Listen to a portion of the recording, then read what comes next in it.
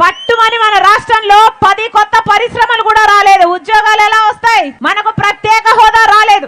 ప్రత్యేక హోదా వచ్చుంటే ఒక్కొక్క నియోజకవర్గానికి 100 కొత్త పరిశ్రమలు వచ్చేవి.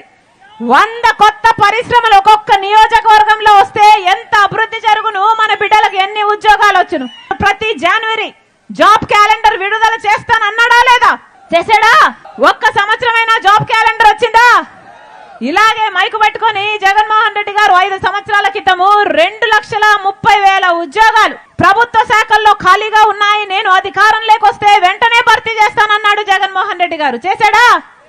5 సంవత్సరాలు అయిపోయింది. ఈ రోజు వరకు కూడా 2,25,000 ఉద్యోగాలు ప్రభుత్వ శాఖల్లో ఇంకా ఖాళీగానే ఉన్నాయి.